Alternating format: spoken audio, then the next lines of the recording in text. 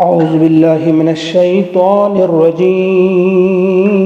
بسم الله الرحمن الرحيم. ومثل كلمة خبيثة كشجرة خبيثة اجتثت من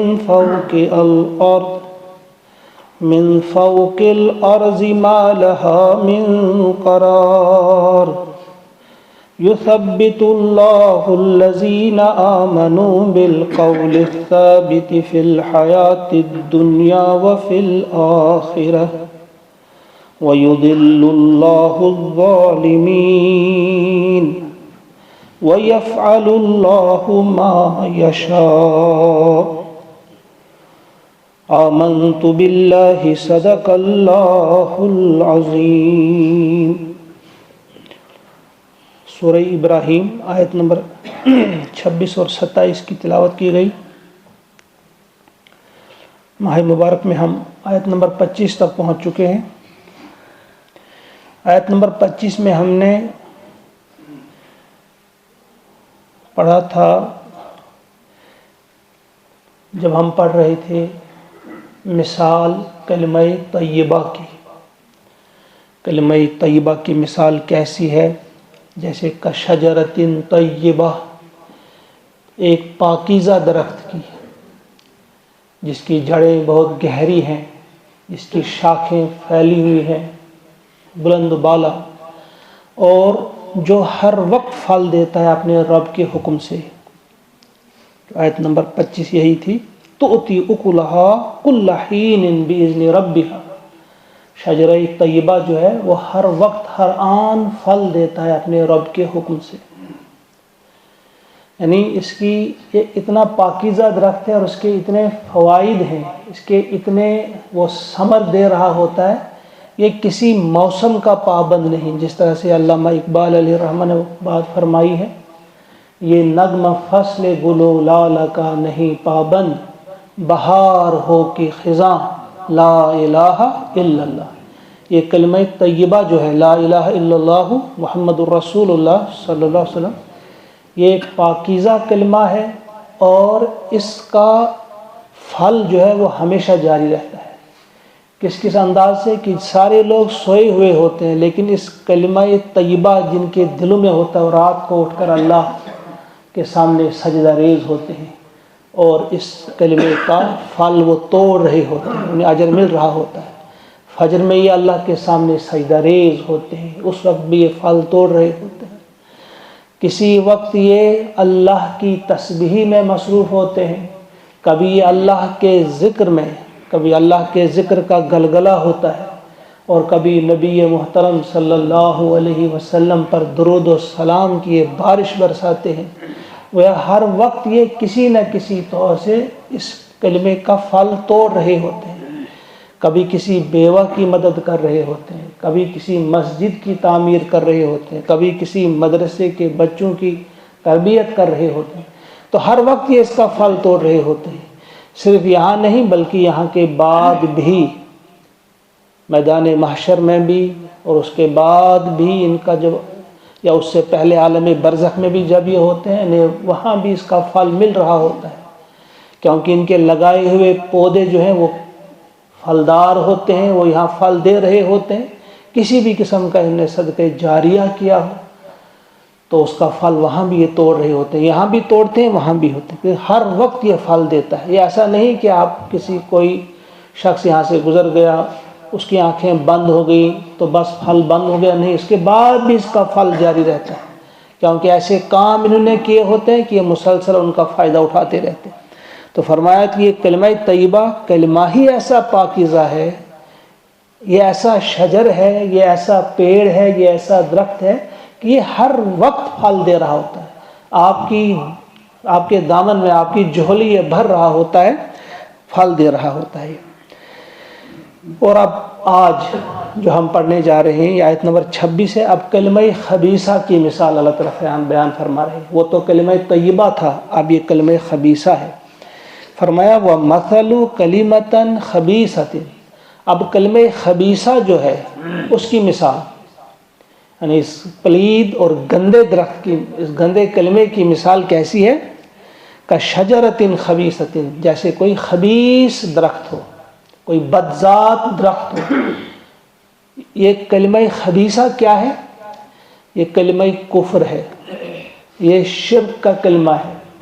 گویا یہ کلمہ توحید کے مخالف جو کلمہ ہے اس کو کہیں گے۔ اس میں دہریت آتی ہے، اس میں الحاد آتا ہے، اس میں زندیقیت آ جاتی ہے۔ زندیق سمجھتے ہیں نا آپ؟ زندیق وہ ہوا جو دو خداؤں کا ماننے والا ہوتا ہے، جو کہتا ہے خدائے خیر ہے ایک ہے خدائے شر۔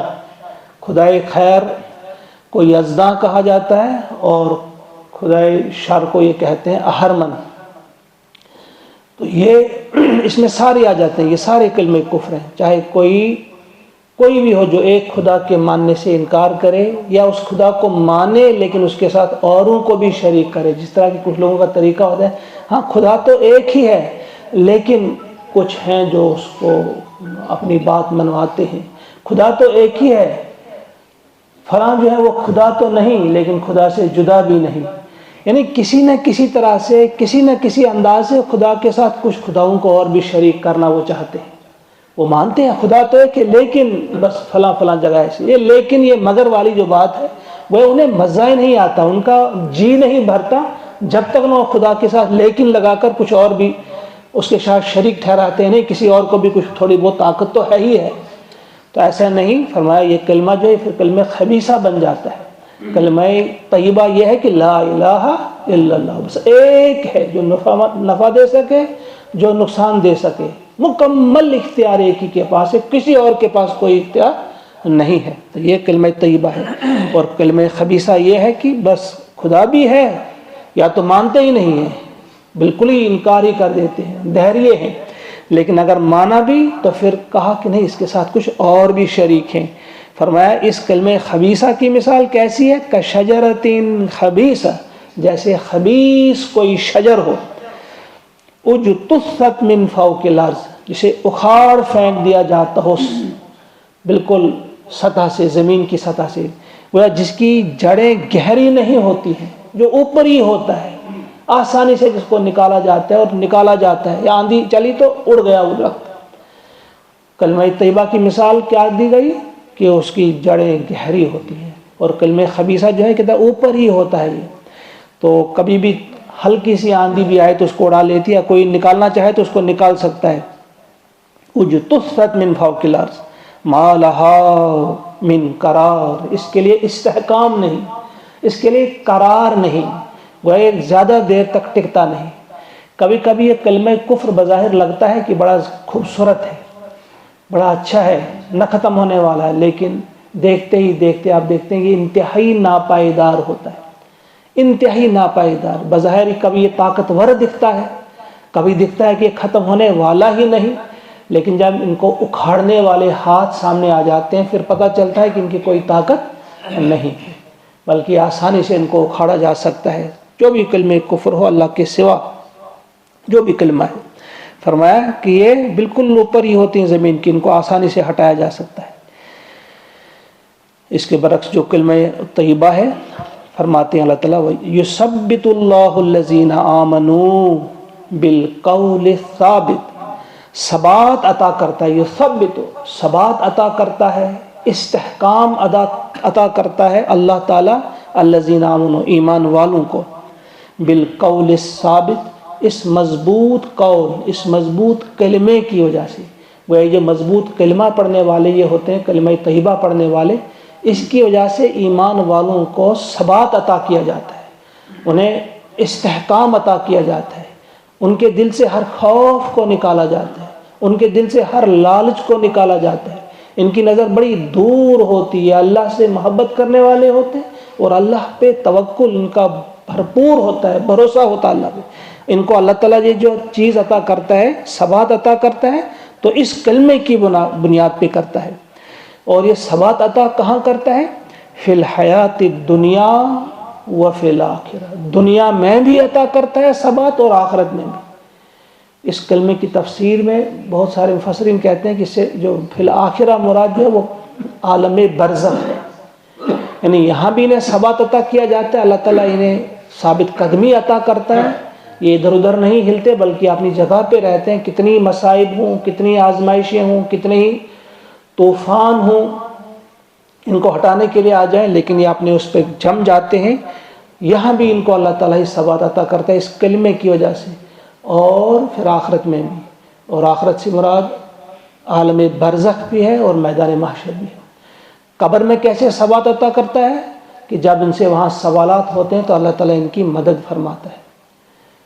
جب ان سے کہا جاتا ہے تمہارا رب کون ہے، اللہ کی مدد ان کو شامل حال ہوتی ہے. جواب میں کہتے ہیں ہمارا رب اللہ ہے. جب ان سے سوال کیا جاتا ہے تمہارا دین کیا ہے تو اللہ ان کی مدد وہاں فرماتا ہے، ان کو ثبات عطا کرتا ہے. فوراً ان کی زبان پہ جواب جاری ہو جاتا ہے کہ ہمارا دین اسلام ہے. اور جب کہا جاتا ہے ان کے بارے میں آپ کیا جانتے ہیں، کہتے ہیں کہ یہ ہمارا نبی ہے اور ہمارا رسول ہے. یعنی فوراً ان کی زبان پہ جواب آ جاتا ہے ان کو. اور یہاں عطا کیا جاتا ہے عالم برزخ میں بھی ثبات، اور پھر میدان محشر میں بھی ان کو ثبات عطا کیا جاتا ہے. جہاں مختلف قسم کی وہ انتہائی خطرناک گھڑیاں ہوتی ہیں وہاں بھی ان کی مدد اللہ تعالیٰ ہی فرماتا ہے. وہاں بھی تمام سوالوں کے جواب، چاہے قبر کے سوالات ہوں یا وہاں کے سوالات ہوں، ثبات انہیں اللہ تعالیٰ عطا کرتا ہے اسی کلمے کی بنیاد پہ. اور اس کے برعکس اب جو دوسرے ہوتے ہیں کلمہ کفر والے، ان کو اللہ تعالیٰ کیا کرتا ہے، وَيُذِلُّ اللَّهُ الظَّالِمِينَ، اور ظالموں کو بھٹکا دیتا ہے، بچلا دیتا ہے. کس طرح سے بچلا دیتا ہے ان کو کہ یہاں بھی ان کے لیے ثبات نہیں، یہاں بھی وہ گمراہ ہو جاتے ہیں، ادھر ادھر چلے جاتے ہیں، راہ مستقیم سے ہٹ جاتے ہیں. اور عالم برزخ میں بھی جب انہیں پوچھا جاتا ہے تو ان کی زبان پہ جواب نہیں آتا. یعنی اللہ تعالیٰ ہی انہیں وہاں پہ بھٹکا دیتا ہے، ان کو وہ چیز ہی عطا نہیں کرتا، ان کی زبان پہ آتا ہی نہیں ہے وہ جواب. نہ اپنے رب کے بارے میں کہہ سکتے ہیں، نہ اپنے دین کے بارے میں کہہ سکتے ہیں، نہ رسول علیہ الصلوۃ والسلام کے بارے میں کہہ سکتے ہیں. فرمایا ایسے ظالموں کو، ایسے مشرکوں کو، اور ایسا ہی کلمہ خبیثہ کہنے والوں کو، ایسے لوگوں کے لیے وہاں بھی ان کو بچلا دیا جاتا ہے. اللہ تعالیٰ ہی بچلا دیتا ہے، بھٹکا دیتا ہے، جواب نہیں دے پاتے. وَيَفْعَلُ اللَّهُ مَا يَشَاءُ، اور اللہ کرتا ہے جو وہ چاہتا ہے. اللہ کو اختیار حاصل ہے کہ جو چاہے کرے. اللہ کو اختیار ہے، اسے کوئی سمجھانے والا نہیں، اسے کوئی بتانے والا نہیں، وہ جانتا ہے کیسے کیا جاتا ہے.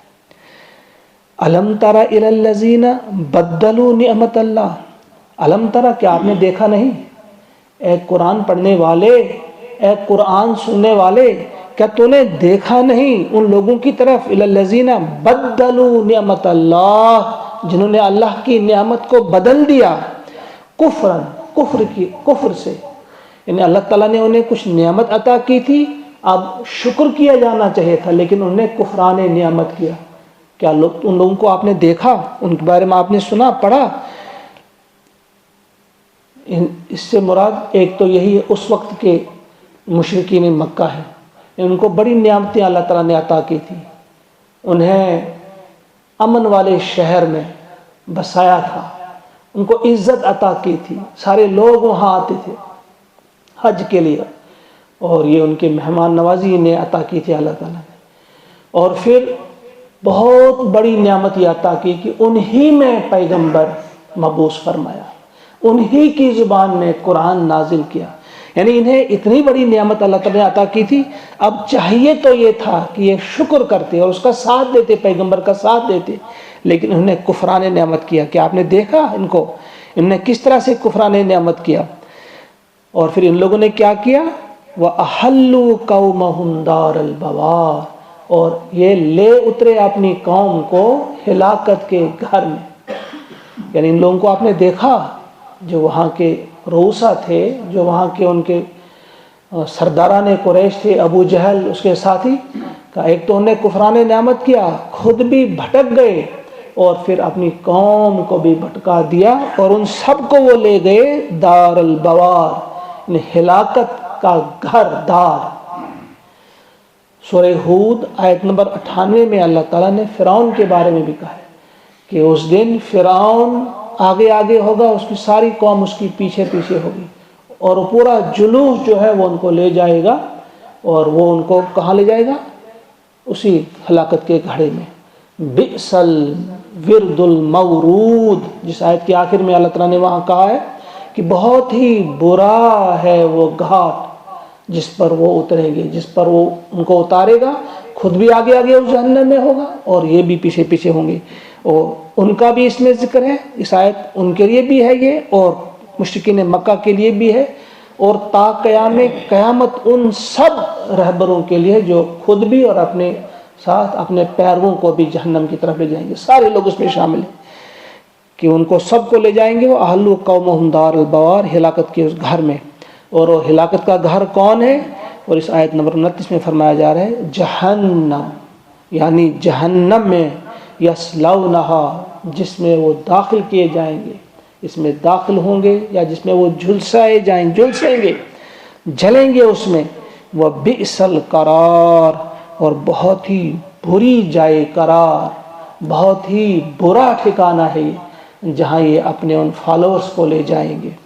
اللہ تعالیٰ سے دعا ہے کہ وہ ہمیں عقل سلیم عطا کرے اور موت سے پہلے ہمیں توبہ نصیب فرمائے اور صحیح راستے پہ ہم سب کو گامزن کرے اور صحیح راستے پہ ہم سب کو ثابت قدم رکھے۔ اللہم اجعل القرآن ربیع قلوبنا ونور ابصارنا وشفاء صدورنا وذہاب حمومنا وغمومنا، وصلی اللہ وسلم علی سیدنا و مولانا محمد وآلہ واصحابہ اجمعین برحمتک یا ارحم۔ السلام علیکم ورحمۃ اللہ وبرکاتہ۔